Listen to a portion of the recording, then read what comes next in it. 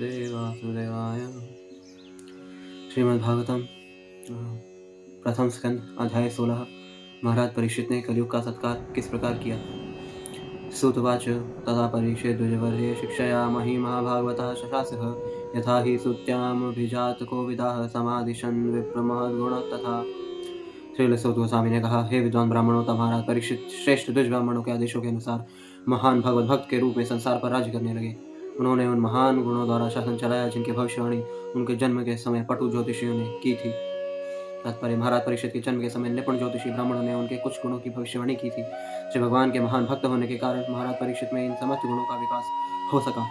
वास्तविक योग्यता भगवत भक्त होना है और धीरे धीरे सभी सद्गुणों का विकास होता जाता है। महाराज परीक्षित महाभागवत या प्रथम श्रेणी के भक्त थे, जो न केवल भक्ति के विज्ञान में दक्ष थे, अपितु अपने दिव्य उपदेशों से अन्य व्यक्तियों को भी भक्त बनाने में समर्थ थे। अतः महाराज परीक्षित प्रथम श्रेणी के भक्त थे और इस प्रकार वे बड़े बड़े मुनियों तथा विद्वान ब्राह्मणों से राय लिया करते थे, जो उन्हें शास्त्रों के आधार पर सलाह दे सकें कि राज्य का शासन किस प्रकार चलाया जाए।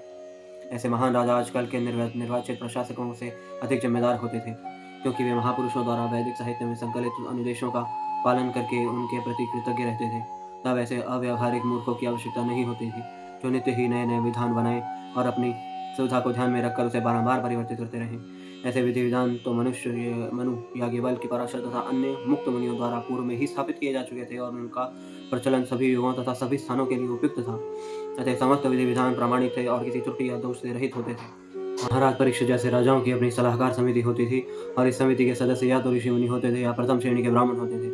वे कोई वेतन नहीं लेते थे, न उन्हें ऐसे वेतन की आवश्यकता ही रहती थी। राजा बिना किसी व्यय के श्रेष्ठ सलाह प्राप्त करता था। वे स्वयं समदर्शी होते थे, सबके प्रति समदर्शी, चाहे मनुष्य हो या पशु। वे राजा को ऐसी सलाह नहीं देते थे कि मनुष्य को तो सुरक्षा प्रदान की जाए और बेचारे पशुओं का वध किया जाए। समिति के ऐसे सदस्य न तो अल्पज्ञ होते थे, न दिवा स्वप्न देखने वाले मूर्खों की प्रतिनिधि होते थे। वे सभी स्वरूप सिद्ध होते थे और वे भली भांति जानते थे कि किस प्रकार राज्य के सभी जीव इस जीवन में तथा अगले जीवन में सुखी रह सकते हैं। वे खाओ पियो और आनंद करो जैसी भोगवादी विचारधारा के समर्थक नहीं थे। वे वास्तविक अर्थ में विचारक होते थे और ये अच्छी प्रकार जानते थे कि मनुष्य जीवन का उद्देश्य क्या है। इन सभी प्रतिबंधों के अंतर्गत राजा की सलाहकार समिति उचित निर्देश देती थी और राजा या प्रशासनाधिकारी स्वयं योग्य भगवत भक्त होने के कारण राज्य के कल्याण हेतु उन आदेशों की जांच करके उनका पालन करता था। महाराज युधिष्ठिर अथवा महाराज परीक्षित के समय का राज्य वास्तव में जन कल्याणकारी राज्य होता था, क्योंकि राज्य में कोई भी दुखी नहीं रहता था, चाहे वह मनुष्य हो या पशु। महाराज परीक्षित विश्व के जन कल्याणकारी राज्य के एक आदर्श राजा थे। स उत्तरस्य तनयामुपेये मेरावतीं जन्मेजयाधीश तुरतस्यामुत्पादयत् सुतान्। राजा परीक्षित ने राजा उत्तर की पुत्री इरावती से विवाह किया और उससे उन्हें ज्येष्ठ पुत्र महाराज जन्मेजय सहित 4 पुत्र प्राप्त हुए। महाराज उत्तर विराट के पुत्र तथा महाराज परीक्षित के मामा थे। इरावती महाराज उत्तर की पुत्री होने से महाराज परीक्षित की ममेरी बहन थी, लेकिन यदि ममेरे भाइयों तथा बहनों का गोत्र अर्थात परिवार एक न हो तो उन्हें विवाह करने की अनुमति होती थी। विवाह की वैदिक पद्धति में गोत्र या परिवार पर बल दिया जाता था। अर्जुन ने भी सुभद्रा से विवाह किया था और वह भी उनकी ममेरी बहन लगती थी। जन्मेजय राजर्षियों में से एक तथा महाराज परीक्षित के विख्यात पुत्र। इनकी माता का नाम इरावती तथा कुछ लोगों के अनुसार मद्रवती था। महाराज जन्मेजय के 2 पुत्र हुए, जिनके नाम थे ज्ञातानीक तथा शंकुकर्ण। उन्होंने कुरुक्षेत्र तीर्थस्थल पर अनेक यज्ञ किए। उनके 3 छोटे भाइयों के नाम श्रुतसेन, उग्रसेन तथा भीमसेन द्वितीय थे। उन्होंने तक्षशिला जनता पर आक्रमण किया और अपने महान पिता महाराज परीक्षित को दिए गए अवैध शाप का बदला लेने का निश्चय किया। उन्होंने अपने पिता को डसने वाले तक्षक सहित सर्पों की संपूर्ण जाति को विनष्ट करने हेतु सर्प यज्ञ किया, किंतु अनेक प्रभावशाली देवताओं तथा मुनियों के आग्रह पर उन्हें संपूर्ण सर्प जाति को विनष्ट करने का अपना निर्णय बदलना पड़ा। किंतु यज्ञ बंद करने के बावजूद उन्होंने यज्ञ से संबंधित प्रत्येक व्यक्ति को समुचित पुरस्कार देकर उन्हें संतुष्ट किया। इस उत्सव में महामुनि श्रील व्यासदेव भी उपस्थित थे और उन्होंने स्वयं राजा के समक्ष कुरुक्षेत्र युद्ध का संपूर्ण वृत्तांत सुनाया। आगे चलकर श्रील व्यासदेव की आज्ञा से उनके शिष्य वैशंपायन ने राजा को महाभारत सुनाया। वे अपने पिता के असामयिक निधन से अत्यधिक दुखी थे और उन्हें दोबारा देखने हेतु अत्यंत उत्सुक रहते थे। अतएव उन्होंने महामुनि श्रील व्यासदेव से अपनी इच्छा व्यक्त की। श्रील व्यासदेव ने उनकी इच्छा पूरी की। उनके पिता उनके समक्ष उपस्थित हुए और उन्होंने अपने पिता एवं श्रील व्यासदेव का पूजन बड़े ही आदर तथा धूमधाम से किया। उन्होंने उस यज्ञ में उपस्थित सभी ब्राह्मणों को अत्यंत प्रसन्न होकर मुक्त हस्त दान दिया। अजहाराश्वमेधास्त्रीन् गंगातीरावलोकयन् गायां भूरि दक्षिणान् शारद्वक्तां गुरुं कृत्वा देवायत्राक्षिगोचराः। महाराज परीक्षित ने कृपाचार्य को अपना गुरु चुनने के बाद गंगा के तट पर 3 अश्वमेध यज्ञ किए। इन्हें आगंतुकों एवं निमंत्रितों को पर्याप्त दक्षिणा देकर संपन्न किया गया। इनमें यज्ञों में सामान्य लोग भी देवताओं का दर्शन पा सके। इस श्लोक से लगता है कि स्वर्ग के निवासियों द्वारा अंतर्गृहीय यात्रा सुगम है। श्रीमद्भागवतम में अनेक स्थलों पर हमने देखा है कि प्रभावशाली राजाओं तथा सम्राटों द्वारा संपन्न होने वाले यज्ञों में स्वर्ग के निवासी भी भाग लेने हेतु पृथ्वी पर आया करते थे। यहाँ भी हम पाते हैं कि महाराज परीक्षित के अश्वमेध यज्ञ में अन्य गृहों के देवता यज्ञोत्सव के कारण सामान्य व्यक्ति को भी दिखाई दे रहे थे। देवता सामान्यतया आम मनुष्यों को दृष्टिगोचर नहीं होते। ठीक उसी प्रकार जिस प्रकार श्री भगवान नहीं दिखते, किंतु जिस प्रकार श्री भगवान सामान्य व्यक्ति के लिए दृश्य होने के निमित्त अपनी हेतु की कृपा से अवतरित होते हैं, इसी प्रकार देवता भी सामान्य व्यक्ति को अपनी कृपा से दृष्टिगोचर हुए हैं। यद्यपि स्वर्ग के निवासी पृथ्वी के मनुष्यों की आंखों से दिखते नहीं, किंतु यह महाराज परीक्षित का प्रताप था कि देवताओं के ने दृश्य होना स्वीकार कर लिया। राजागण ऐसे यज्ञों के समय जी खोलकर खर्च करते थे।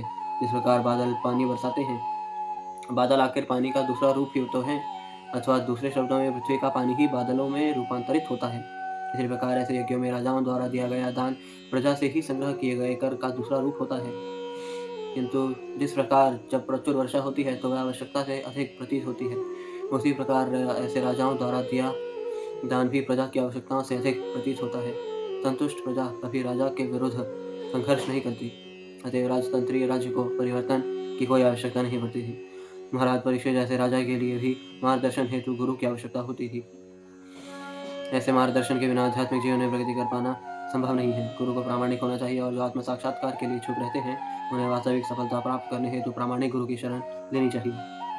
निज ग्राहो जसा वीरः कलिं दिग्विजये क्वचित् नृपलिंग धरम शूद्रम घ्नन्तं गोमिथुनं पदा। एक बार जब महाराज परीक्षित विश्व विजय करने निकले तो उन्होंने देखा कि कलयुग का स्वामी, जो शूद्र से भी निम्न था, राजा का वेश धारण करके गाय तथा बैल की जोड़ी के पांवों पर प्रहार कर रहा था। राजा ने उसे पर्याप्त दंड देने हेतु तुरंत पकड़ लिया। तात्पर्य, दिग्विजय करने हेतु राजा के बाहर निकलने का उद्देश्य आत्मश्लाघा नहीं है। महाराज परीक्षित सिंहासन पर बैठने के पश्चात दिग्विजय करने निकले थे, किंतु यह अन्य राजाओं के उत्पीड़न के उद्देश्य से नहीं था। वे विश्व के सम्राट थे और समस्त छोटे छोटे राज्य उनके अधीन ही थे। उनका बाहर जाने का उद्देश्य यह देखना था कि क्या राज्य का शासन भगवत भावनामय ढंग से चल रहा था कि नहीं। श्री भगवान का प्रतिनिधि होने के कारण राजा को श्री भगवान की इच्छाओं को भलीभांति पूरा करना होता है। इसमें आत्मश्लाघा का प्रश्न ही नहीं उठता। अतः जो ही महाराज परीक्षित ने एक निम्न जाति के मनुष्य को राजा के वेश में गाय तथा बैल की जोड़ी के पांव पर प्रहार करते देखा तो उन्होंने तुरंत उसे बंदी बनाकर दंड दिया। राजा न तो सबसे महत्वपूर्ण पशु गाय का अनादर होते सह सकता है, न वह सबसे महत्वपूर्ण मनुष्य ब्राह्मण का अनादर सह सकता है। मानव सभ्यता का अर्थ है ब्राह्मण संस्कृति को आगे बढ़ाना और उसके पालन हेतु को रक्षा अनिवार्य है। गाय के दूध में चमत्कार है, क्योंकि इसमें उच्चतर उपलब्धि के लिए मनुष्य की शारीरिक स्थिति को बनाए रखने हेतु सभी आवश्यक विटामिन रहते हैं। ब्राह्मण संस्कृति तभी प्रगति कर सकती है जब मनुष्य को सत्वगुण विकसित करने की शिक्षा दी जाए, और उसके लिए दूध, फल तथा अन्न का तैयार किया गया भोजन मूल आवश्यकता है। महाराज परीक्षित यह देखकर चकित थे कि एक काला शूद्र राज्य का वेश बनाए मानव समाज के सर्वाधिक महत्वपूर्ण पशु गाय के साथ दुर्व्यवहार कर रहा था। कलयुग का अर्थ है कुव्यवस्था तथा कलह। इस कुव्यवस्था तथा कलह का मूल कारण यह है कि निम्न श्रेणी के निकम्मे व्यक्ति, जिनकी कोई उच्चतर महत्वाकांक्षा नहीं है, राज्य के प्रबंध में अग्रणी बन जाते हैं। राजा के पद पर ऐसे मनुष्य निश्चित रूप से सर्वप्रथम गाय तथा ब्राह्मण संस्कृति को हानि पहुंचाते हैं, जिससे संपूर्ण समाज नरक की ओर आगे बढ़ता है। स्वयं महाराज परीक्षित ने प्रशिक्षित होने के कारण संसार के समस्त संघर्ष के मूल कारण की गंध पा ली थी, अतः वे इसे प्रारंभ में ही रोक देना चाहते थे। शौनकवाच कस्य हेतोर्निज ग्राह कलिं दिग्विजये नृपान्द्रिदेवच्छिन्न धृक् शूद्रकौसो गायं यः पदाहनत् तत्कथ्यता महाभाग यदि कृष्ण कथाश्रयम्। शौनक मुनि ने पूछा, महाराज परीक्षित ने उसे केवल दंड क्यों दिया, जबकि वह शूद्रों में अधम था। उसने राजा का वेश बना रखा था तथा गाय के पैरों पर प्रहार किया था। ये सब घटनाएं यदि भगवान श्री कृष्ण की कथा से संबंधित हों तो कृपया इनका वर्णन करें। तात्पर्य: शौनक मुनि तथा अन्य ऋषिगण यह सुनकर विस्मित थे कि पुण्यात्मा महाराज परीक्षित ने अपराधी को केवल दंडित ही क्यों किया, उससे मार क्यों नहीं डाला। इससे यह सूचित होता है कि महाराज परीक्षित जैसे पुण्यात्मा राजा को चाहिए कि वह ऐसे अपराधी को तुरंत मार डाले जो राजा का वेश बनाकर जनता को ठगता है और साथ ही पवित्रतम पशु गाय को अपमानित करने का दुस्साहस करता है। उस काल के ऋषियों ने यह स्वप्न में भी कल्पना नहीं की थी कि कलयुग के अग्रगामी दिनों में निम्नतम शूद्रों को प्रशासक के रूप में चुना जाएगा और वो वध करने हेतु खुले सुनियोजित पशुवध केंद्र खोल दिए जाएंगे। जो हो, यद्यपि ऋषियों को उस शूद्र के विषय में सुनना अधिक रुचिकर नहीं लगा जो ठग था तथा गाय का अपमान करने वाला था, फिर भी वे इसके विषय में यह जानने हेतु सुनना चाहते थे कि इसका संबंध कहीं भगवान श्री कृष्ण से तो नहीं है। वे केवल श्री कृष्ण कथा में रुचि रखते थे, क्योंकि कृष्ण कथा से जो भी विषय संबंधित हो वह श्रवण करने योग्य होता है। श्रीमद् भागवतम में समाज, विज्ञान, राजनीति, अर्थशास्त्र, संस्कृति इत्यादि के विषय में अनेक प्रसंग हैं, किंतु वे सभी भगवान श्री कृष्ण के से संबंधित हैं, अतएव वे सब के सब श्रवणीय हैं। भगवान श्री कृष्ण सभी विषयों के शुद्ध कर्ता कारक हैं, चाहे वे जैसे भी हों। इस संसार में हर वस्तु प्रकृति के तीनों गुणों से उत्पन्न होने के कारण अशुद्ध है, किंतु भगवान श्री कृष्ण शुद्ध कर्ता तत्व हैं। अथवास्य पदाम भोजम करनंद हिलिहाम तताम किमन्य रस दाला पैरायुषो यदस्वयः। श्री भगवान के भक्त श्री भगवान के चरण कमलों से प्राप्त मधु के चाटने के आदि हैं। उन कथा प्रसंगों से क्या लाभ जो मनुष्य के बहुमूल्य जीवन को व्यर्थ नष्ट करें। तात्पर्य: भगवान श्री कृष्ण तथा उनके भक्त दोनों ही दिव्य स्तर पर रहते हैं, अतः भगवान श्री कृष्ण तथा उनके शुद्ध भक्तों की कथाएं समान रूप से उत्तम होती हैं। यद्यपि कुरुक्षेत्र का युद्ध राजनीति तथा कूटनीति से भरा हुआ है, परंतु इसकी कथाएं भगवान श्री कृष्ण से संबंधित हैं, अतः श्रीमद् भगवद गीता समस्त विश्व में पूजित है। राजनीति, अर्थशास्त्र या समाज विज्ञान हो जो संसारियों के लिए भौतिकतामय हो, उनको नष्ट करने की कोई आवश्यकता नहीं है। शुद्ध भक्त के लिए जो वास्तव में श्री भगवान से जुड़ा है, ऐसी संसारी वस्तुएं दिव्य होती हैं, यदि वे भगवान श्री कृष्ण या उनके शुद्ध भक्तों के साथ जुड़ी हों। हम पांडवों के कार्यकलापों के संबंध में यह कह सुन चुके हैं और अब हम महाराज परीक्षित की कथाओं के विषय में बातें कर रहे हैं, किंतु ये सब कथाएं भगवान श्री कृष्ण से संबंधित हैं, अतएव ये सब की सब दिव्य हैं और शुद्ध भक्त इन्हें बड़ी रुचि से सुनते हैं। हम इस बात को भीष्मदेव की स्तुतियों से के प्रसंग में पूर्व में ही बता चुके हैं। हमारी आयु बहुत लंबी नहीं होती और ऐसी भी कुछ निश्चित नहीं है कि हमें कब अगली मंजिल के लिए हर वस्तु को छोड़ने हेतु आदेश मिल जाए। अतएव यह हमारा परम धर्म है कि हम भगवान श्री कृष्ण के अतिरिक्त अन्य किसी विषय में एक क्षण भी व्यर्थ न बिताएं। कोई भी विषय कितना ही रोचक क्यों न हो, यदि वह भगवान श्री कृष्ण से संबंधित नहीं है तो सुनने योग्य नहीं होता। आध्यात्मिक ग्रह गोलोक वृंदावन, जो भगवान श्री कृष्ण का सनातन धाम है, कमल पुष्प के गुच्छे के आकार का है। जब श्री भगवान किसी एक भौतिक ग्रह में भी अवतरित होते हैं तो वे अपने निजी धाम को यथारूप में प्रकट करके ही ऐसा करते हैं। इस प्रकार उनके चरण सदैव उसी कमल दल में के बड़े गुच्छे पर रहते हैं। उनके चरण कमल पुष्प के समान ही सुंदर हैं, इसीलिए ऐसा कहा जाता है कि भगवान श्री कृष्ण के चरण कमल स्वरूप हैं। जीव वैधानिक रूप से शाश्वत है, वह भौतिक शक्ति के संपर्क में रहने के कारण जन्म तथा मृत्यु के भावर में पड़ा हुआ है। ऐसी भौतिक शक्ति से छूटने पर जीव मुक्त हो जाता है और भगवधाम जाने के योग्य बन जाता है। जो मनुष्य अपना भौतिक शरीर बदले बिना सदा सदा के लिए जीवित रहना चाहते हैं, उन्हें भगवान श्री कृष्ण के तथा उनके भक्तों की कथाओं के अतिरिक्त अन्य किसी कथा में अपना बहुमूल्य समय नहीं नष्ट करना चाहिए। क्षुद्रायुषाम नृणामंग मर्त्यानामृतमिच्छताम इहोपहूतो भगवान मृत्यु शामित्र कर्मणि। हे सूत गोस्वामी, मनुष्यों में से कुछ ऐसे हैं जो मृत्यु से मुक्ति पाने के और शाश्वत जीवन प्राप्त करने के इच्छुक होते हैं। वे मृत्यु के नियंत्रक यमराज को बुलाकर वध किए जाने की क्रिया से बच जाते हैं। तात्पर्य: जैसे जैसे जीव निम्नतर पशु जीवन से उच्चतर मनुष्य जीवन में विकसित होकर क्रमशः उच्चतर बुद्धि प्राप्त करता है, वैसे वैसे वह मृत्यु के पास से मुक्त होने हेतु उत्सुक रहता है। आधुनिक विज्ञानी शरीर संबंधी रासायनिक ज्ञान की प्रगति द्वारा मृत्यु से बचना चाहते हैं, लेकिन दुर्भाग्यवश मृत्यु के नियंत्रक यमराज इतने क्रूर हैं कि वे स्वयं उस विज्ञानी तक को नहीं छोड़ते। जो विज्ञानी वैज्ञानिक ज्ञान की प्रगति से मृत्यु रोकने का सिद्धांत प्रस्तुत करता है, वह स्वयं यमराज के बुलाने पर मृत्यु का शिकार बन जाता है। मृत्यु रोकने की बात तो कौन सा दूर रही, कोई जीवन की लघु अवधि को क्षण के एक अंश भर भी नहीं बढ़ा सकता। यदि यमराज की क्रूर वध प्रक्रिया को रोकने की कोई आशा है तो यही है कि उन्हें बुलाकर श्री भगवान के पवित्र नाम का श्रवण तथा कीर्तन कराया जाए। यमराज श्री भगवान के महान भक्त हैं और उन्हें उन शुद्ध भक्तों द्वारा कीर्तनों तथा यज्ञों में आमंत्रित किया जाना अच्छा लगता है जो श्री भगवान की भक्ति में निरंतर संलग्न रहते हैं। इस तरह शौनक आदि ऋषियों के नैमिषारण्य में संपन्न हो रहे यज्ञ में यमराज को सम्मिलित होने हेतु आमंत्रित किया। यह उन मनुष्यों के लिए अच्छा हुआ जो मरना नहीं चाहते थे। न कश्चिन् म्रियते तावद् यावदात् ह्यन्तकः एतदर्थं हि भगवान् आहुतः परमर्षिभिः अहो नृलोके पियेत् हरिलीलामृतं वचः। जब तक सबके मृत्यु के कारण यमराज यहाँ पर उपस्थित हैं तब तक किसी की मृत्यु नहीं होगी। ऋषियों ने मृत्यु के नियंत्रक यमराज को आमंत्रित किया है जो श्री भगवान के प्रतिनिधि हैं। इनकी पकड़ में आने वाले समस्त जीवों को श्री भगवान की दिव्य लीलाओं की इस वार्ता के रूप में मृत्यु रहित अमृत का श्रवण करने का लाभ उठाना चाहिए। उनकी पकड़ में आने वाले समस्त जीवों को श्री भगवान की दिव्य लीलाओं की इस वार्ता के रूप में मृत्यु रहित अमृत का श्रवण करने का लाभ उठाना चाहिए। तात्पर्य, प्रत्येक मनुष्य चाहता है कि उसकी मृत्यु न हो, किंतु वह यह नहीं जानता कि मृत्यु से छुटकारा कैसे पाया जाए। मृत्यु से बचने की रामबाण औषधि है श्री भगवान की उन अमृतुल्य लीलाओं का श्रवण करने हेतु अपने आप को अभ्यस्त करना जो क्रमबद्ध रूप में श्रीमद्भागवतम में कही गई है। अतएव यहाँ पर यह सलाह दी गई है कि कोई भी मनुष्य जो मृत्यु से मुक्ति पाने का अभिलाषी है उसे शौनक आदि ऋषियों द्वारा संतुष्ट जीवन शैली अपनानी चाहिए। मंदस्य मंद प्रज्ञस्य वयो मंदायुश्च वै निद्रया हीयते नक्तम दिवाचा व्यर्थ कर्मभिः। अल्प बुद्धि तथा अल्प आयु वाले आलसी मनुष्य रात को सोने में तथा दिन को व्यर्थ के कार्यों में बिता देते हैं। तात्पर्य, अल्पज्ञ लोग मनुष्य जीवन के वास्तविक महत्व को नहीं जानते। भौतिक प्रकृति द्वारा जीव पर दुखदायी कठोर नियम निर्धारित करने की प्रक्रिया के दौरान जीव को मनुष्य जीवन प्रदान करना प्रकृति का एक विशेष उपहार है।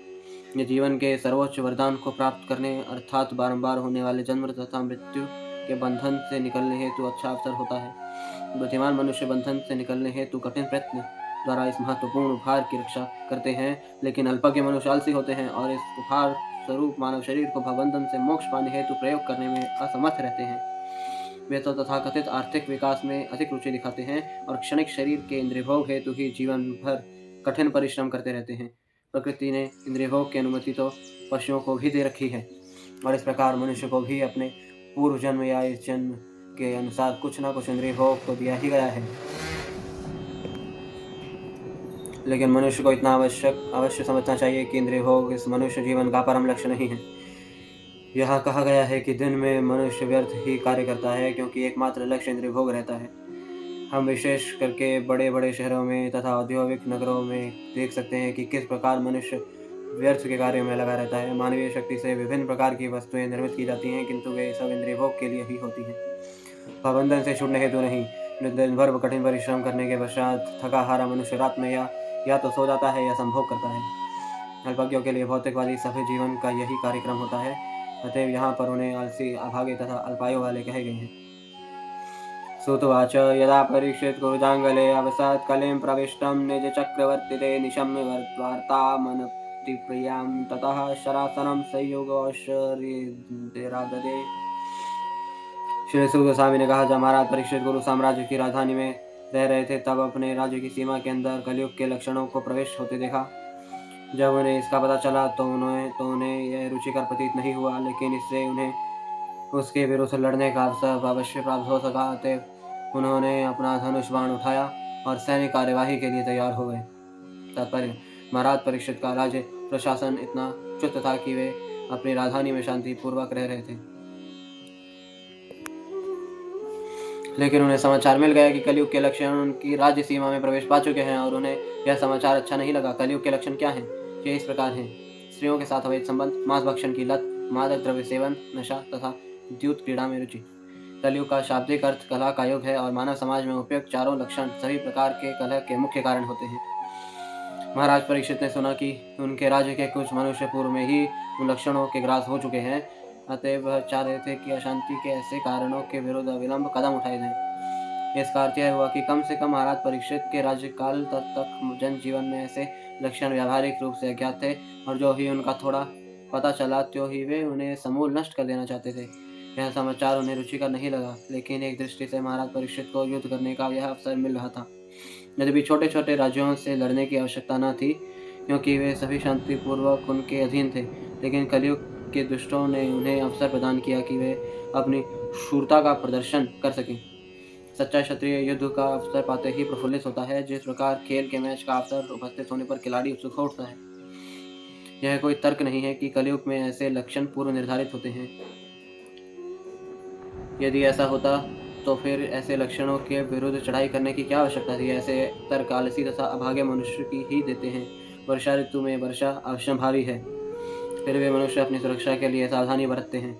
इसी प्रकार कलयुग में सामाजिक जीवन में उपयुक्त लक्षणों का प्रविष्ट होना अवश्यंभावी है, लेकिन यह राज्य का कर्तव्य है कि नागरिकों को कलयुग के प्रतिनिधियों के संपर्क से बचाएं। महाराज परीक्षित कली के लक्षणों में शामिल होने वाले दुष्टों को दंडित करना चाह रहे थे और इस प्रकार धर्मात्मा एवं निर्दोष नागरिकों को बचाना चाहते थे। राजा का धर्म है कि वह ऐसी सुरक्षा प्रदान करे, और यह ठीक ही था कि महाराज परीक्षित लड़ने हेतु तैयार हो गए।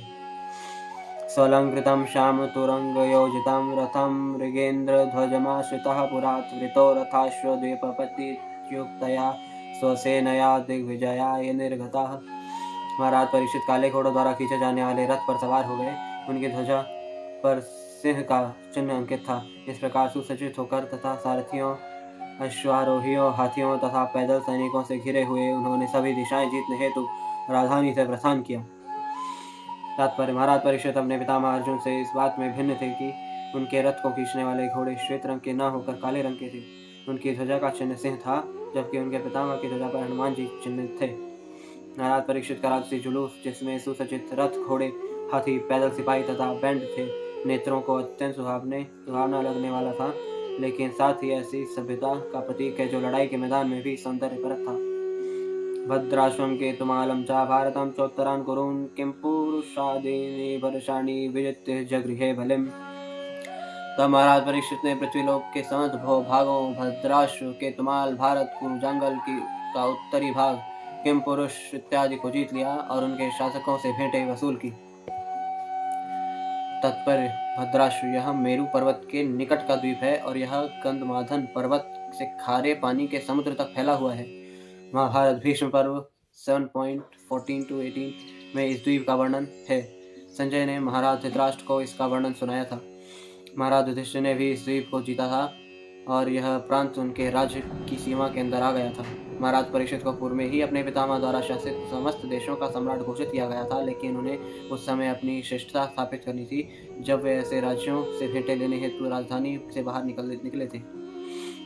केतुमाल यह पृथ्वी लोक 7 समुद्रों द्वारा 7 द्वीपों में विभक्त है और जम्बूद्वीप नामक केंद्रीय द्वीप 9 वर्षों में अर्थात 9 भागों में 8 विशाल पर्वतों द्वारा विभाजित किया जाता है। इनमें से भारतवर्ष भी एक है और केतुमाल को भी उपयुक्त वर्षों में एक बताया गया है। ऐसा कहा जाता है कि केतुमाल वर्ष की स्त्रियां अत्यंत सुंदर होती हैं। इस वर्ष अर्थात भूभाग को अर्जुन ने भी जीता था। इस भूभाग का वर्णन महाभारत सभा पर्व 28.6 में उपलब्ध है। ऐसा कहा जाता है कि विश्व का यह भाग मेरु पर्वत के पश्चिम में स्थित है और इस प्रांत के निवासी 10,000 वर्षों तक जीवित रहते थे। भीष्म पर्व 6.31। इस भाग के मनुष्य सुनहरे रंग के होते हैं और स्त्रियां स्वर्ग की अप्सराओं के समान होती हैं। यहाँ के निवासी सभी प्रकार के रोगों तथा शोकों से मुक्त होते हैं।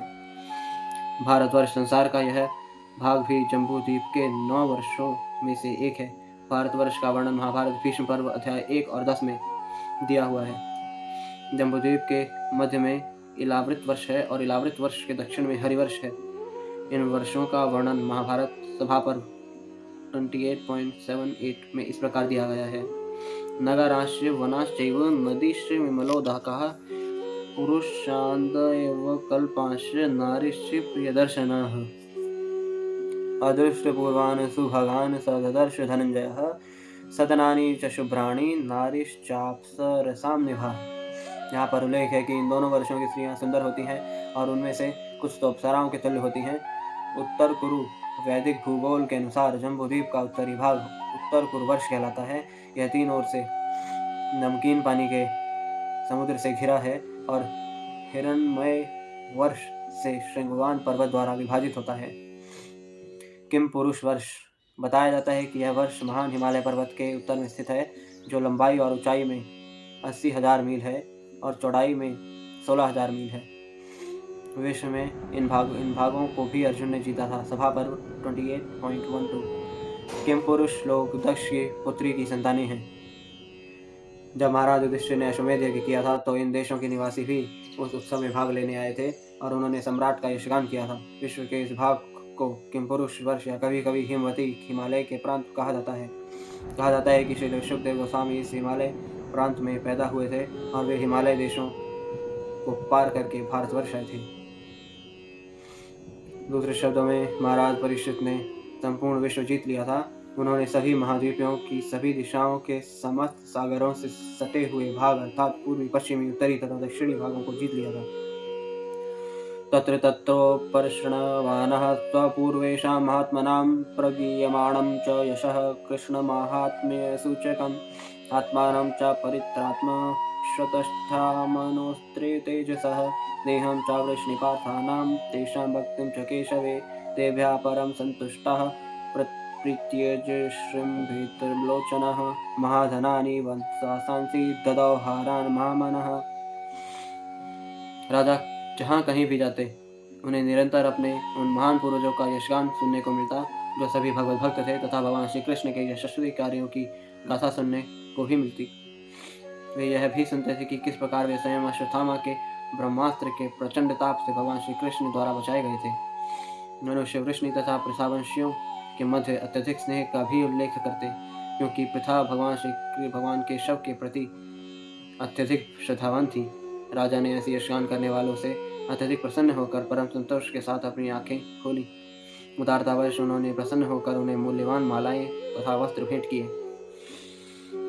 तात्पर्य राजाओं तथा राज्य के बड़े बड़े मनुष्यों को स्वागत के संबोधनों द्वारा मान दिया जाता है। यह प्रथा अनादिकाल से चली आ रही है। महाराज परीक्षित तो विश्व के विख्यात सम्राटों में से थे, अतः वे विश्व के जिन जिन स्थानों में जाते वहीं उनको मान पत्र दिया जाता।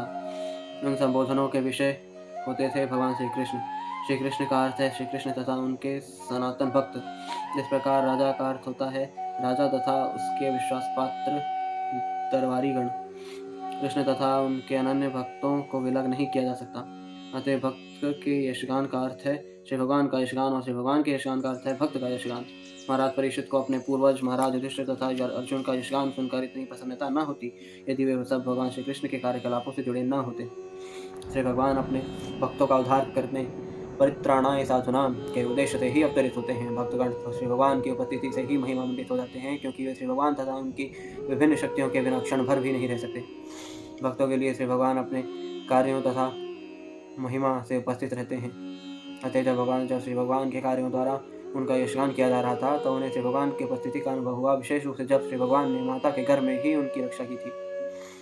श्री भगवान के भक्त कभी संकट में नहीं होते किंतु भौतिक जगत में वे ऊपरी रूप से भयावह परिस्थितियों में पड़ जाते हैं क्योंकि यह जगत कदम कदम पर संकटों से भरा हुआ है। अतः जब श्री भगवान द्वारा भक्तों की रक्षा होती है तो श्री भगवान का यशगान किया जाता है। यदि पांडव जैसे भगवत भक्त कुरुक्षेत्र के युद्ध में संलग्न न होते तो भगवान श्री कृष्ण कभी भी भगवत गीता के उद्घोषक के रूप में महिमा मंडित न किए जाते। स्वागत उद्बोधन में श्री भगवान के ऐसे समस्त कार्यों का उल्लेख था। अतः महाराज परीक्षित ने पूर्ण रूप से संतुष्ट होकर ऐसे मान पत्र भेंट करने वालों को पुरस्कृत किया। आज के तथा आपके स्वागत उद्बोधन करने में ही यही अंतर है कि प्राचीन समय में महाराज परीक्षित जैसे व्यक्ति को ही ऐसे उद्बोधन भेंट किए जाते थे। ऐसे उद्बोधन तथ्यों तथा आंकड़ों से भरे होते थे और जो इन उद्बोधनों को भेंट करता था वह प्रचुर पुरस्कार पाता था। किंतु आजकल तो स्वागत उद्बोधन भेंट किया जाता है, उसमें वास्तविक आंकड़े नहीं रहते। वह किसी पदाधिकारी को प्रसन्न करने हेतु भेंट किया जाता है और प्रायः चापलूसी से भरा हुआ रहता है। और शायद ही ऐसा मान भेंट करने वाला कभी कोई पुरस्कार पाता हो। सारथ्य पार्षद सेवन सख्यतोत्य वीरासनानुगमन स्तवन प्राणामान स्निग्धेषु पाण्डुषु जगत प्रणतिं च विष्णोर्भक्तिं करोति नृपतिश्चरणारविंदे। महाराज परीक्षित ने सुना कि जिन भगवान श्री कृष्ण श्री विष्णु की आज्ञा का पालन समस्त जगत करता है, उन्होंने अपनी अहत्य की कृपा से पांडु के विनीत पुत्रों की उनकी इच्छानुसार सभी प्रकार से सेवाएं की, जिसमें सारथी बनने से लेकर अग्र पूजा ग्रहण करने तथा दूत बनने, मित्र बनने, रात्रि में रक्षक बनकर सेवाएं करने के कार्य सम्मिलित हैं। उन्होंने सेवक की तरह पांडवों की आज्ञा का पालन किया तथा आयु में छोटों की तरह उन्हें प्रणाम किया। जब महाराज परीक्षित ने यह सब सुना तो वे श्री भगवान के चरण कमलों की भक्ति से अभिभूत हो उठे। तात्पर्य, भगवान श्री कृष्ण पांडवों जैसे अनन्य भक्तों के लिए सर्वस्व हैं। वे उनके लिए परमेश्वर, गुरु, आराध्य देव, पथ प्रदर्शक, सारथी, मित्र, सेवक, दूत तथा जो कुछ भी सोचा जा सकता है वह सब कुछ थे। इस प्रकार श्री भगवान ने भी पांडवों की भावनाओं का प्रतिदान किया। श्री भगवान के शुद्ध भक्त के रूप में महाराज परीक्षित श्री भगवान द्वारा अपने भक्तों की भावनाओं के दिव्य आदान प्रदान का महत्व समझ सकते थे और इस प्रकार वे स्वयं श्री भगवान के आचरण से अभिभूत थे। मात्र अपने शुद्ध भक्तों के साथ श्री भगवान के आचरण के महत्व को समझ लेने से ही मोक्ष प्राप्त किया जा सकता है। यद्यपि भक्तों के साथ श्री भगवान के आचरण सामान्य मानवीय आचरण जैसे प्रतीत होते हैं, लेकिन जो उन्हें यथार्थ रूप में समझता है वह तुरंत ही भगवत धाम जाने हेतु सुपात्र बन जाता है। पांडव जन श्री भगवान की इच्छा के प्रति इतने विनीत थे कि वे श्री भगवान की सेवा में कितनी ही शक्ति लगा सकते थे और ऐसे अनन्य संकल्प से वे इच्छित रूप से श्री भगवान की कृपा के पात्र बन सके थे। तस्यैवं वर्तमानस्य पूर्वेषां वृत्तिमन्वहं नातिदूरे किलाश्चर्यं यदासीत् तन्निबोध मे। अब तुम लोग मुझसे ये वह घटना सुन सकते हो जो तब घटी जब महाराज परीक्षित अपने पूर्वजों की उत्तम वृत्तियों के विषय में सुनते हुए तथा उन विचारों में डूबे हुए अपने दिन बिता रहे थे।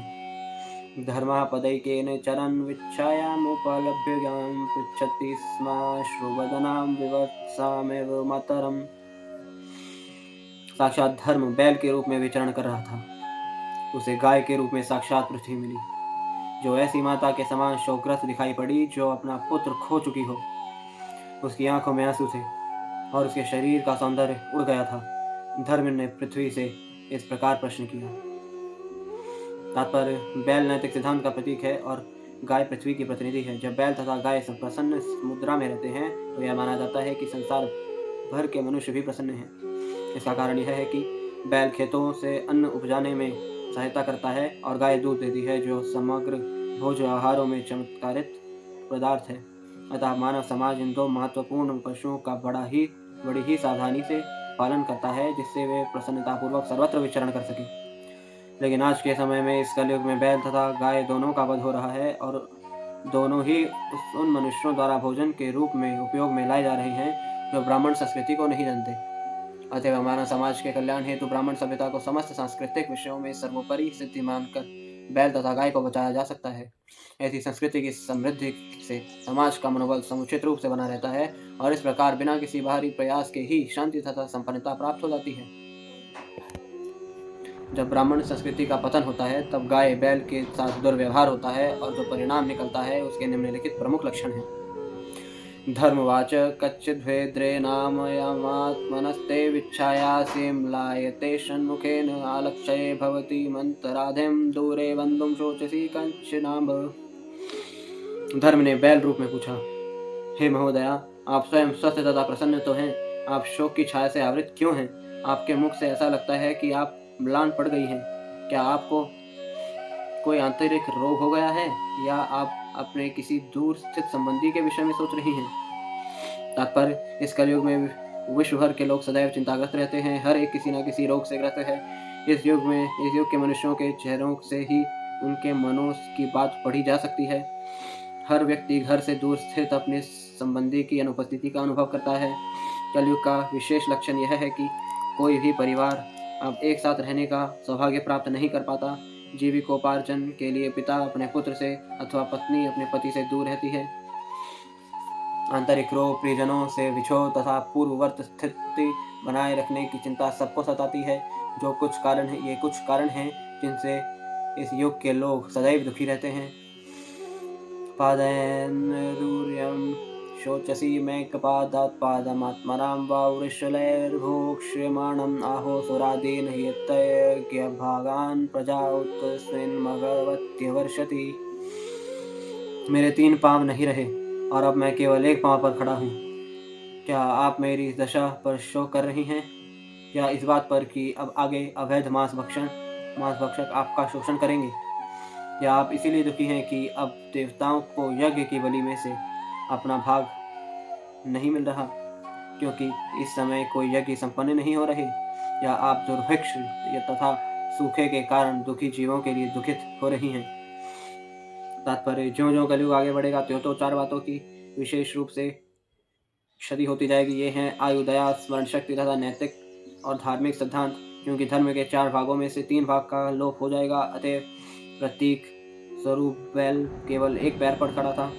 जब समस्त संसार की 3/4 जनता धर्महीन हो जाती है तो पशुओं के लिए नरक जैसी स्थिति उत्पन्न हो जाती है। कलयुग में ईश्वर विहीन सभ्यताएं अनेक तथाकथित समितियों को जन्म देंगी, जिनमें ईश्वर की प्रत्यक्ष या परोक्ष निंदा की जाएगी, और इस प्रकार नास्तिक समितियां दुनिया को ऐसा बना देगी जिससे दुनिया अच्छे मनुष्य के लिए बसने योग्य नहीं रहेगी। पूर्ण पुरुषोत्तम भगवान के प्रति श्रद्धा के अनुपात के अनुसार मनुष्य की कोटियां होती हैं। सर्वश्रेष्ठ श्रद्धालु व्यक्ति वैष्णव तथा ब्राह्मण है। जब क्षत्रिय, फिर वैश्य, तब शूद्र, फिर म्लेच्छ, यवन और अंत में चांडाल आते हैं। मानवीय भाव का पतन म्लेच्छों से प्रारंभ हो जाता है और मनुष्य जाति के पतन में चांडाल तो अवनति की अंतिम अवस्था है। वैदिक साहित्य में उल्लेख ये सभी शब्द किसी जाति विशेष या जन्म के लिए प्रयुक्त नहीं है। ये सामान्य रूप से मनुष्य के विभिन्न गुण हैं। जन्म, अधिकार या जाति का कोई प्रश्न नहीं है। कोई भी व्यक्ति अपने निजी प्रयासों से इन गुणों को अर्जित कर सकता है और इस प्रकार वैष्णव का पुत्र म्लेच्छ बन सकता है या चांडाल का पुत्र ब्राह्मण से भी बढ़कर हो सकता है। यह सब उनके सत्संग तथा श्री भगवान के साथ उनके घनिष्ठ संबंध के अनुरूप होता है। सामान्यतया मांस ग्रहण करने वालों को म्लेच्छ कहा जाता है, किंतु सभी मांस भक्षक म्लेच्छ नहीं होते। जो मनुष्य शास्त्रीय आदेशानुसार मांस ग्रहण करते हैं वे म्लेच्छ नहीं है, किंतु जो निर्विघ्नता से मांस भक्षण करते हैं वे म्लेच्छ हैं। शास्त्रों में गोमांस वर्जित है और वेदों की अनुयायी बैलों तथा गायों को विशेष संरक्षण प्रदान करते हैं। लेकिन इस कलयुग में मनुष्य गाय तथा बैल के शरीर का इच्छानुसार शोषण करेंगे और इस तरह वे नाना प्रकार के कष्टों को बुलावा देते रहेंगे। इस युग के मनुष्य कोई यज्ञ नहीं करेंगे। म्लेच्छ लोग ऐसे यज्ञों की तनिक भी चिंता नहीं करेंगे। यद्यपि भौतिक इंद्रियभोग में व्यस्त रहने वालों के लिए यज्ञ करना अनिवार्य है। श्रीमद्भगवद्गीता 3.14-16 में यज्ञों को संपन्न करने की प्रबल संस्तुति की गई है। समस्त जीव सृष्टा ब्रह्मा द्वारा सृजित हैं और उत्पन्न किए गए जीवों को निरंतर भगवधाम की ओर अग्रसर होने हेतु उन्होंने ही यज्ञ संपन्न करने की प्रणाली स्थापित की है। पद्धति यह है कि सभी जीव अन्न तथा शाक की उपज पर जीते हैं और ऐसे खाद्य पदार्थ खाकर वे रक्त तथा वीर्य के रूप में शरीर की जीवनी शक्ति को प्राप्त करते हैं और रक्त तथा वीर्य से ही एक जीव दूसरे जीवों को उत्पन्न करने हेतु समर्थ बनता है। किंतु अन्न, घास इत्यादि तभी उत्पन्न होते हैं जब वर्षा होती है और बताए गए यज्ञों को संपन्न करने से ही वर्षा समुचित रूप से बरसती है। साम, यजुर, ऋग तथा अथर्व वेदों के निर्देशन द्वारा ऐसे यज्ञों का अनुष्ठान होता है। मनुस्मृति में कहा गया है कि अग्नि की वेदी पर यज्ञ करने से सूर्यदेव प्रसन्न होते हैं। जब सूर्यदेव प्रसन्न होते हैं तब वे समुद्र से उचित रीति से जल एकत्र करते हैं और इस तरह आकाश में प्रचुर बादल जुटते हैं और तब वर्षा होती है। पर्याप्त वर्षा होने पर मनुष्यों तथा पशुओं के लिए प्रचुर अन्न उत्पन्न होता है और इस प्रकार जीवों में आगे उन्नति करने हेतु शक्ति प्राप्त होती है। लेकिन म्लेच्छगण अन्य पशुओं के साथ बैलों तथा गायों को मारने हेतु पशुवध केंद्र स्थापित करते हैं, क्योंकि वे सोचते हैं कि फैक्ट्रियों की संख्या बढ़ाकर वे उन्नति करेंगे और यज्ञों को संपन्न किए बिना तथा अन्न उपजाए बिना भी वे पशु मांस पर रह लेंगे। लेकिन उन्हें यह जान लेना चाहिए कि पशुओं के लिए भी उन्हें घास तथा वनस्पति उत्पन्न करनी होगी, अन्यथा पशु जीवित नहीं रह सकते और पशुओं के लिए घास उत्पन्न करने हेतु उन्हें पर्याप्त वर्षा की आवश्यकता होगी। अतः अंततः उन्हें सूर्यदेव, इंद्र, चंद्र जैसे देवों की कृपा पर आश्रित रहना होगा और ऐसे देवताओं को यज्ञ संपन्न करके ही प्रसन्न किया जा सकता है। यह भौतिक जगत एक बंदीगृह के समान है। जैसा कि हम कई बार बता चुके हैं, देवता श्री भगवान के सेवक हैं जो बंदीगृह के रख रखाव को देखते हैं। यह देवता चाहते हैं कि जो विद्रोही जीव श्रद्धा विहीन होकर जीवित रहना चाहते हैं वे धीरे धीरे श्री भगवान की परम शक्ति की ओर मुड़े। अतः शास्त्रों में यज्ञ संपन्न करने की संस्तुति की गई है। भौतिकवादी मनुष्य कठिन परिश्रम करके इंद्रिय भोग के लिए कर्म फलों को भोगना चाहते हैं, अतः वे जीवन में पग पग पर कई प्रकार के पाप करते हैं। किंतु जो मनुष्य सचेतन रहकर श्री भगवान की भक्तिमय सेवा में संलग्न रहते हैं वे सभी प्रकार के पाप तथा पुण्यों से परे रहते हैं। उनके कार्यकलाप प्रकृति के तीनों गुणों के कर्म से मुक्त होते हैं। भक्तों को संस्तुत यज्ञ करने की आवश्यकता नहीं रहती, क्योंकि भक्त का संपूर्ण जीवन ही यज्ञ का प्रतीक है। किंतु जो मनुष्य इंद्रिय भोग के लिए सकाम कर्म में संलग्न रहते हैं उन्हें संस्तुत यज्ञ करने चाहिए, क्योंकि सकाम कर्मियों द्वारा किए गए समस्त पाप कर्मों से मुक्त होने का यही एकमात्र साधन है। यज्ञ ही ऐसे संचित पापों के शमन का साधन है। देवतागण ऐसे यज्ञों के करने से उसी प्रकार प्रसन्न होते हैं जिस प्रकार जेल के बंदियों के आज्ञाकारी बन जाने पर बंदीगृह के अधिकारी प्रसन्न होते हैं। किंतु भगवान श्री चैतन्य ने मात्र एक यज्ञ करने की संस्तुति की है, जिसे संकीर्तन यज्ञ कहते हैं। और उसमें प्रत्येक व्यक्ति भाग ले सकता है। इस प्रकार संकीर्तन यज्ञ अर्थात हरे कृष्ण का कीर्तन से भक्त तथा सकाम कर्मी दोनों ही समान रूप से लाभ उठा सकते हैं। अरक्ष्यमाणः स्त्रियैर्विबालांश्चोचस्तथो पुरुषादैरिवार्तान् वाचं देवीं ब्रह्मकुले कुकर्मण्य ब्रह्मण्ये राजकुले कुलाग्रयान्। क्या आपको उन दुखियारी स्त्रियों तथा बच्चों पर दया आ रही है जो चरित्रहीन पुरुषों द्वारा अकेले छोड़ दिए गए हैं, अथवा आप इसलिए दुखी हैं कि ज्ञान की देवी अधर्म में रत ब्राह्मणों के हाथ में है, या आप यह देखकर दुखी हैं कि ब्राह्मणों ने उन राजकुलों का आश्रय ग्रहण कर लिया है जो ब्राह्मण संस्कृति का आदर नहीं करते। तात्पर्य, कलयुग में ब्राह्मण तथा गायों के साथ स्त्रियां तथा बच्चे अत्यंत उपेक्षित रहेंगे और आरक्षित छोड़ दिए जाएंगे। इस युग में स्त्रियों के साथ अवैध संबंध के कारण अनेक स्त्रियां तथा संतान आरक्षित हो जाएंगे। परिस्थितियों के चलते स्त्रियां पुरुषों के संरक्षण से स्वतंत्र होना चाहेंगी और वे विवाह पुरुष तथा स्त्री के बीच औपचारिक समझौता मात्र बनकर रह जाएगा। अधिकतर बच्चों की ठीक से देखरेख नहीं हो सकेगी। ब्राह्मण परंपरागत बुद्धिमान व्यक्ति होते हैं, अतः वे आधुनिक शिक्षा के शीर्ष तक पहुंच सकेंगे, किंतु जहां तक चारित्रिक तथा धार्मिक नियमों का संबंध है वे अत्यंत गिरे हुए होंगे। शिक्षा द्वारा दुष्चरित्रता का भी कभी मेल नहीं होता, किंतु ये दोनों साथ साथ चलेंगे। प्रशासन के शीर्षस्थ मनुष्य वैदिक शास्त्रों की नीतियों से की भर्त्सना करेंगे और तथाकथित धर्मनिरपेक्ष राज्य का संचालन करेंगे, और तथाकथित शिक्षित ब्राह्मण ऐसे चरित्रहीन मनुष्यों द्वारा खरीद लिए जाएंगे। यहाँ तक कि दर्शनवेत्ता तथा धर्म पर अनेक पुस्तकें लिखने वाला भी सरकार से उच्च पद स्वीकार करेगा जिसमें शास्त्रों की आचार संहिता का तिरस्कार होता है। ब्राह्मणों को ऐसी नौकरी स्वीकार करने पर विशेष रूप से प्रतिबंध है, लेकिन इस युग में वे न केवल नौचाकरी स्वीकार करेंगे, अपितु यदि वह अति अधम प्रकार की नौकरी होगी फिर भी वे ऐसा करेंगे। ये कलयुग के कुछ लक्षण हैं जो मानव समाज के सामान्य कल्याण के लिए हानिकारक हैं। किम शत्रुबंधून् कलिनोपसृष्टान् राष्ट्राणि व तैर्वारोपितानि एतस्ततो वाशनपानवासः स्नानव्यवायोन्मुखजीवलोकम्। अब तथाकथित प्रशासक इस कलयुग के प्रभाव से मोहग्रस्त हो गए हैं और इस प्रकार उन्होंने राज्य के समस्त विषयों को अस्त व्यस्त कर रखा है। क्या आप इस कुव्यवस्था के लिए शोक कर रहे हैं? आप सामान्य जनता खाने पीने सोने तथा सहवास के विधि विधानों का पालन नहीं कर रही है और वह समस्त कार्य कहीं भी और कैसे भी करने हेतु तैयार रहती है। क्या आप इस कारण से अप्रसन्न हैं? तात्पर्य, जीवन की कुछ आवश्यकताएं ऐसी हैं जो पशुओं के समान ही हैं, यथा खाना सोना स्वरक्षण करना तथा सहवास करना। ये शारीरिक आवश्यकताएं मनुष्य तथा पशु दोनों के लिए हैं, लेकिन मनुष्य को इन इच्छाओं की पूर्ति पशुओं की तरह नहीं अपितु मानव की तरह करनी होती है। एक कुत्ता मनुष्यों के समक्ष बिना झिझक के कुतिया के साथ संभोग कर सकता है, किंतु यदि मनुष्य ऐसा करे तो इसे सामान्य रूप से अनाचार कहा जाएगा और उस व्यक्ति को अपराधी की तरह दंडित किया जाएगा। अतएव मनुष्य के लिए कुछ विधि विधान हैं जो सामान्य आवश्यकताओं की पूर्ति हेतु भी हैं। जब मानव समाज कलयुग के प्रभाव से मोहग्रस्त हो जाता है तब ऐसे विधि विधानों की अनदेखी करता है। मनुष्य इस युग में जीवन की ऐसी आवश्यकताओं में विधि विधानों का पालन किए बिना लिप्त रहते हैं और सामाजिक तथा चारित्रिक नियमों में ऐसी गिरावट निश्चय ही शोचनीय है, क्योंकि ऐसे पाशविक आचरण के प्रभाव अत्यंत हानिकारक होते हैं। इस युग में पिता तथा अभिभावक अपने अपने रक्षितों के आचरण से प्रसन्न नहीं हैं।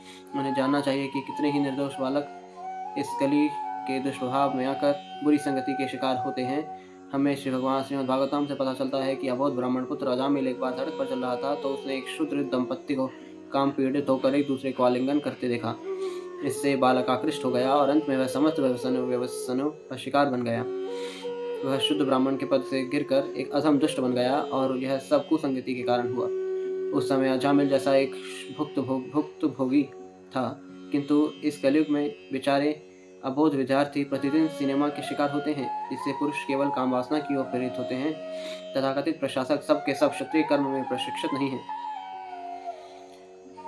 जिस प्रकार ब्राह्मण ज्ञान तथा मार्गदर्शन हेतु होते हैं, उसी प्रकार क्षत्रिय प्रशासन के लिए होते हैं। शत्रुबंधु शब्द उन तथाकथित प्रशासकों या व्यक्तियों का सूचक है जो संस्कृति तथा परंपरा विषयक उचित प्रशिक्षण पाए बिना प्रशासक के पद पर बिठा दिए गए हैं। आजकल वे इन उच्च पदों पर उस जनता के मतों द्वारा जाते हैं, जिसका स्वयं जीवन के विधि विधानों में अधोपतन हुआ होता है। जिन मनुष्यों का जीवन स्तर इतना निम्न हो, वे भला किस प्रकार उचित व्यक्ति का चुनाव कर सकते हैं। अतएव कलयुग के ऐसे प्रभाव से सर्वत्र हर वस्तु राजनीतिक, सामाजिक तथा धार्मिक उलट पुलट है। अतएव बुद्धिमान मनुष्य के लिए यह चिंता की बात है। यद्वाम्बते भूरिभरावतार कृतावतारस्य हरेर्धरित्री अन्तरितस्य समरति विसृष्टा कर्माणि निर्वाण विलंबितानि। हे माता पृथ्वी, पूर्ण पुरुषोत्तम भगवान हरि आपके भारी भोज को उतारने हेतु ही श्री कृष्ण के रूप में स्वयं अवतरित हुए हैं। यहाँ के उनके सभी कार्य दिव्य हैं और वे मोक्ष मार्ग को सुनिश्चित करने वाले हैं। अब आप उनकी उपस्थिति से विहीन हो गई हैं। शायद अब आप उन्हीं कार्यों को सोच रही हैं और उनकी अनुपस्थिति में दुखी हो रही हैं। तात्पर्य श्री भगवान के कार्यों में मोक्ष सम्मिलित है, किंतु वे किसी निर्वाण या मोक्ष से प्राप्त होने वाले आनंद से अधिक आनंददायी हैं। श्री जीव गोस्वामी तथा श्री विश्वनाथ चक्रवर्ती ठाकुर के मतानुसार यहाँ पर प्रयुक्त शब्द निर्वाण विलंबितानी का अर्थ है मोक्ष के महत्व को कम करने वाला। निर्वाण अर्थात मुक्ति प्राप्त करने हेतु मनुष्य को कठोर तपस्या करनी होती है, लेकिन श्री भगवान इतने दयालु हैं कि वे पृथ्वी का भार कम करने हेतु अवतरित होते हैं। मनुष्य ऐसे कार्यों का मात्र स्मरण करके निर्वाण से प्राप्त होने वाले सुख को लात मारकर श्री भगवान का सानिध्य पाने और वहाँ उनकी आनंदमयी सेवा में लगे रहने हेतु उनके दिव्य धाम में पहुँच सकता है। इदं ममा चक्षुतमा तवाधिमूलं वसुंधरे येन विकर्षिता श्री कालेन व ते बलिनां बलीयसा सुरार्चितं किं हतं अम्ब सौभगम्। हे माता, आप समस्त धन की खान हैं। कृपया मुझे अपने उन कष्टों का मूल कारण बताएं जिससे आप इस दुर्बल अवस्था को प्राप्त हुई हैं। मैं सोचता हूँ कि अत्यंत बलवानों को भी जीतने वाले प्रबल काल ने देवताओं द्वारा वंदनीय आपके समस्त सौभाग्य को छीन लिया है। तात्पर्य श्री भगवान की कृपा से प्रत्येक गृहस्थ पूर्णतः सुसज्जित रूप से सृजित होता है।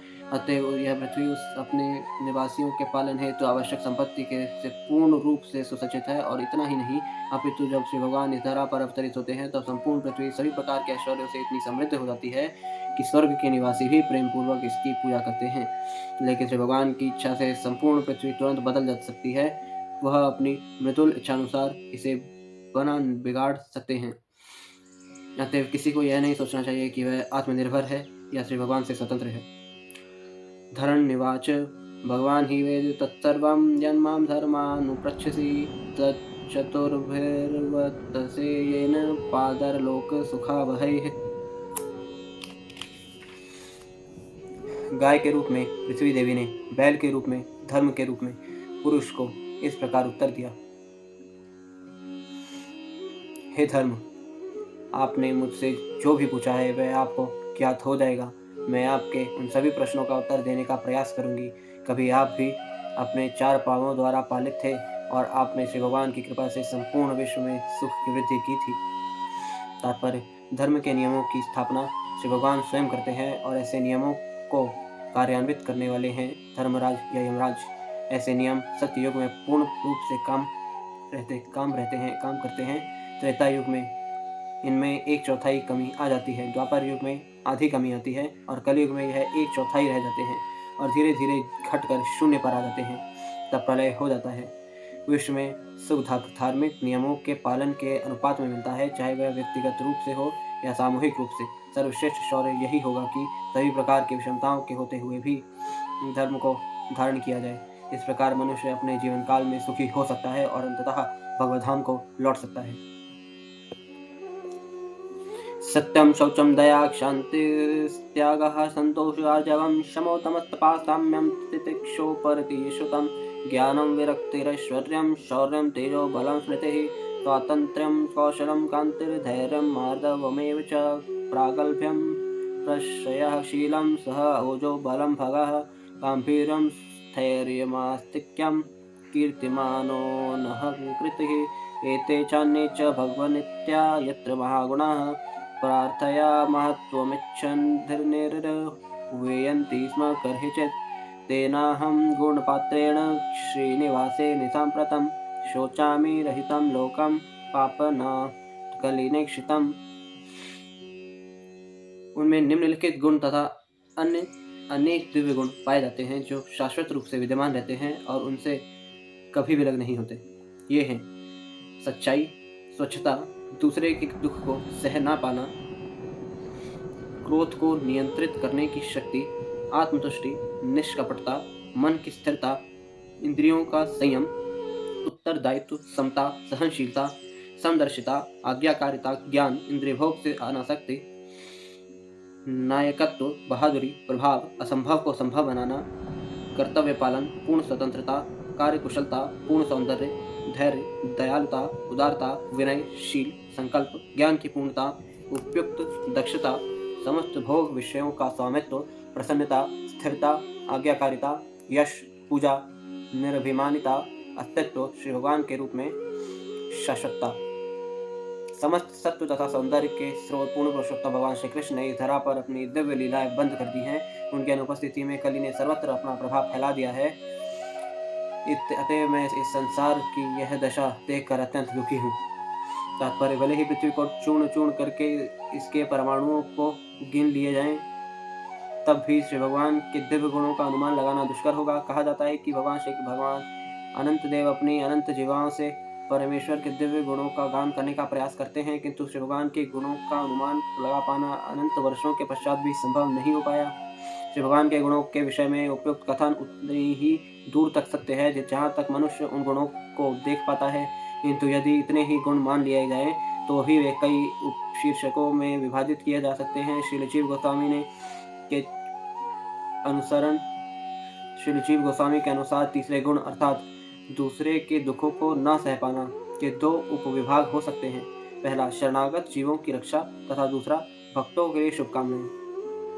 श्रीमद् भगवद गीता में श्री भगवान कहते हैं कि वे चाहते हैं कि प्रत्येक जीव उन्हीं की शरण में आए, और वे आश्वस्त करते हैं कि जो मनुष्य ऐसा करेंगे उनकी वे समस्त पापों से रक्षा करेंगे। जो शरणागत नहीं है वे श्री भगवान के भक्त नहीं हैं, और इस प्रकार हर एक को विशेष संरक्षण प्रदान नहीं किया जाता है, किंतु भक्तों के साथ उनकी समस्त शुभकामनाएं रहती हैं। और जो मनुष्य वास्तव में उनकी दिव्य प्रेमामयी सेवा में संलग्न रहते हैं, श्री भगवान उन पर विशेष ध्यान देते हैं।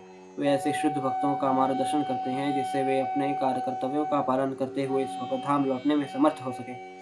समता से श्री भगवान हर एक पर समान रूप से दयालु हैं। जिस प्रकार से सूर्य हर एक को समान रूप से अपनी किरणें वितरित करता है, फिर भी ऐसे अनेक मनुष्य होते हैं जो सूर्य की किरणों का लाभ नहीं उठा पाते।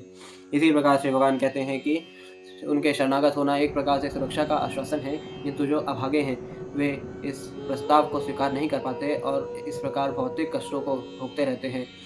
इस प्रकार यद्यपि श्री भगवान सबके समान रूप से शुभचिंतक होते हैं, तो भी अभागे जीव कुसंगति के कारण ही उनके उपदेशों के पूर्ण रूप से स्वीकार नहीं कर पाते।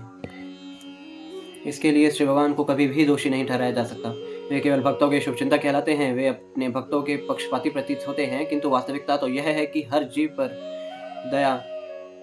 पर निर्भर करता है कि वह श्री भगवान के समान व्यवहार को स्वीकार करे या ठुकरा दे। श्री भगवान कभी अपने वचनों से मुकरते नहीं। जब वे सुरक्षा का आश्वासन दे देते हैं तो चाहे जो भी हो वे अपने वचनों को पूरा करते हैं। यह शुद्ध भक्त का कर्तव्य है कि श्री भगवान या श्री भगवान के प्रामाणिक प्रतिनिधि अर्थात गुरु ने उस पर जो भार सौंपा है वह उसे पूरा करने हेतु दृढ़ रहे। शेष तो श्री भगवान अबाध रूप से पूरा करेंगे। श्री भगवान का उत्तरदायित्व भी अद्वितीय है। श्री भगवान का कोई उत्तरदायित्व नहीं है, क्योंकि उनके समस्त कार्य उनके द्वारा नियुक्त की गई विभिन्न शक्तियों द्वारा संपन्न होते हैं। फिर भी वे अपनी दिव्य लीलाओं का प्रदर्शन करते समय कुछ शैक्षिक जिम्मेदारियां निभाते हैं। बालक के रूप में वे ग्वाल बाल की भूमिका निभा रहे थे। उन्होंने नंद महाराज के पुत्र के रूप में अपनी जिम्मेदारी बहुत अच्छे से निभाई।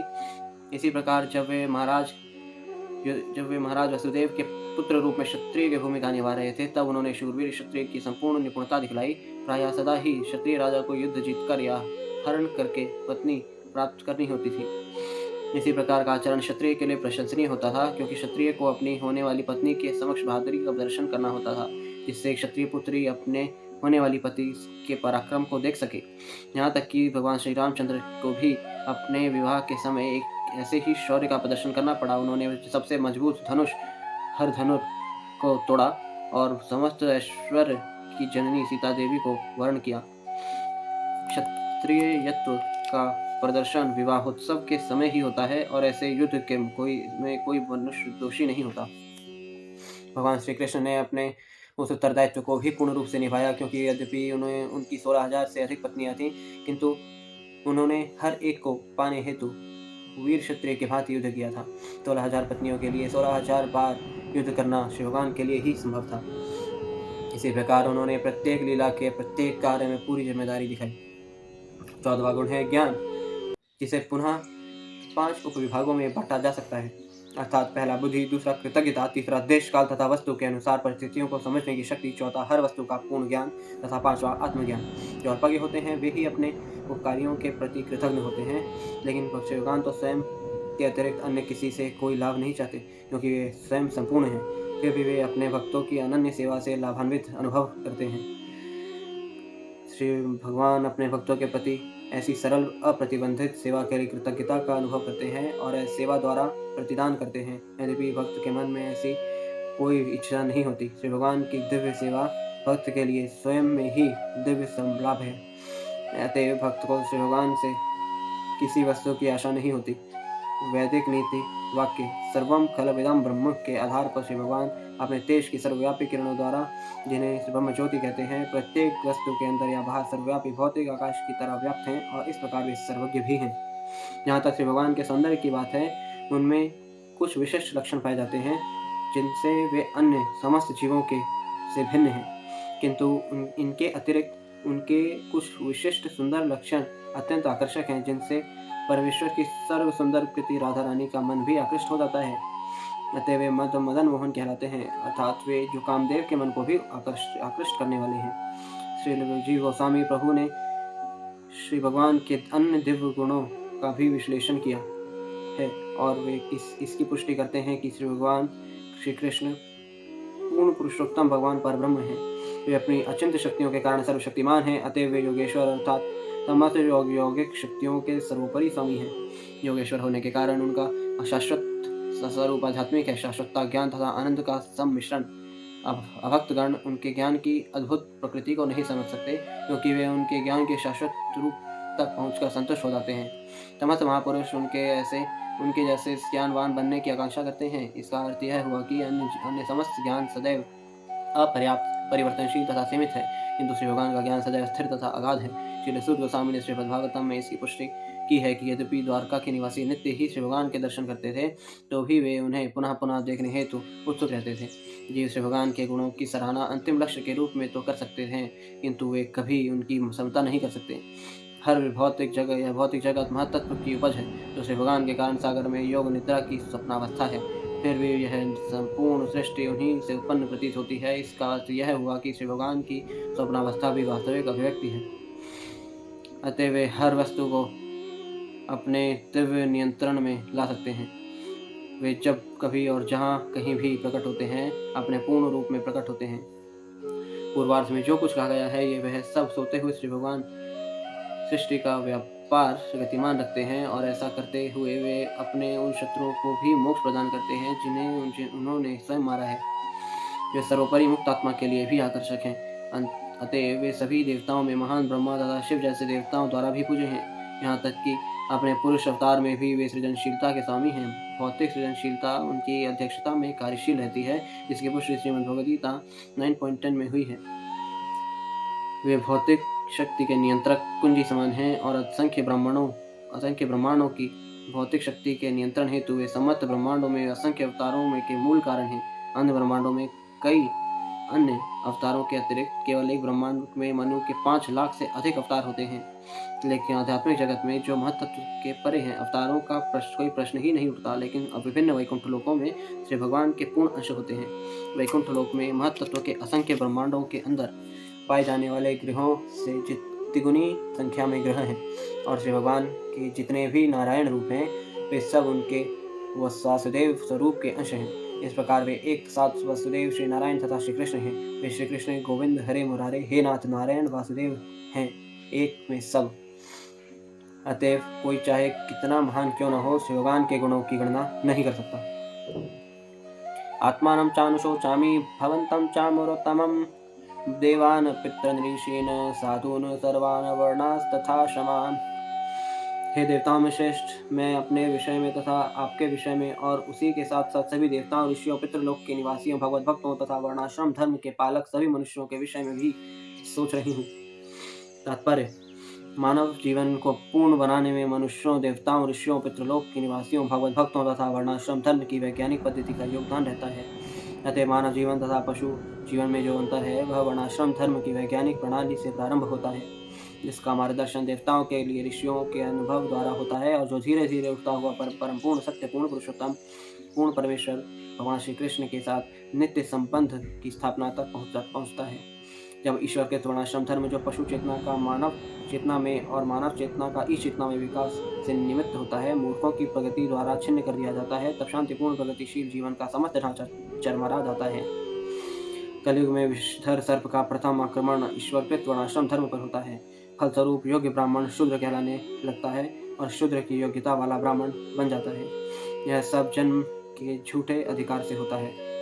जे जन्म के दावे से ब्राह्मण बनना प्रामाणिक नहीं है, भले ही इससे किसी एक शर्त की पूर्ति होती हो। ब्राह्मण की वास्तविक योग्यता तो मन तथा इंद्रियों को वश में करना तथा धैर्य, सरलता, स्वच्छता, ज्ञान, सत्य, भक्ति तथा वैदिक शास्त्रों के प्रति श्रद्धा इत्यादि है। आधुनिक युग में आवश्यक योग्यता पर विचार नहीं किया जाता, यहाँ तक कि श्री रामचरितमानस के अत्यंत लोकप्रिय रचयिता द्वारा भी झूठे जन्म अधिकार को समर्थन दिया जाता है। यह सब कलयुग का प्रभाव है। अतएव गौरूप पृथ्वी माता दयनीय दशा पर शोक व्यक्त कर रही थी।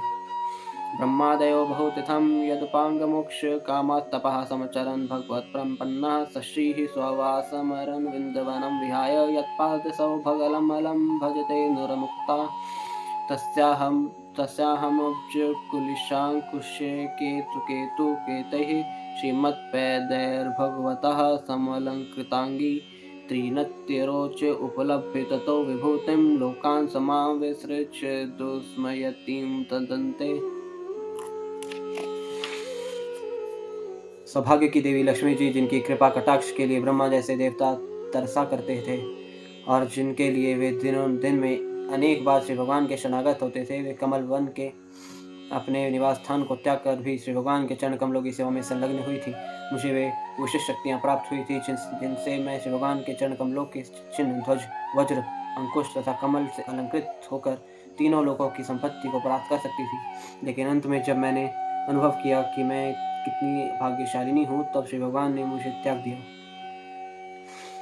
तात्पर्य: संसार का सौंदर्य तथा ऐश्वर्य श्री भगवान की कृपा से ही बढ़ सकता है, किसी मानवकृत योजना से नहीं।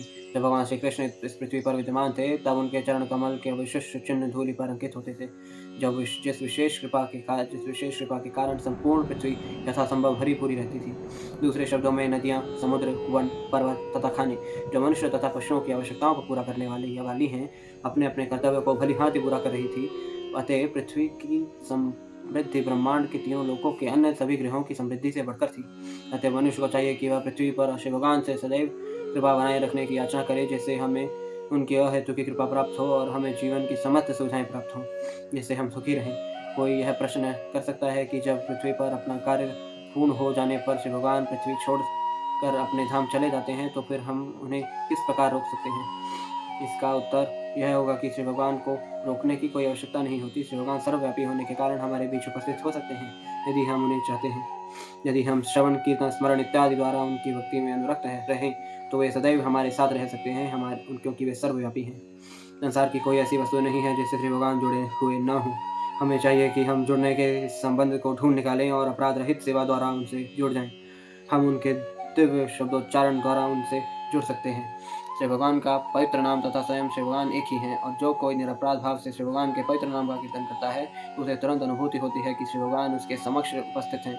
जब रेडियो ध्वनि के स्पंदन से हम ध्वनि की आंशिक अनुभूति प्राप्त कर सकते हैं, तो फिर दिव्य ध्वनि को बार बार उच्चारित करके हम निश्चय ही श्री भगवान की उपस्थिति का अनुभव कर सकते हैं।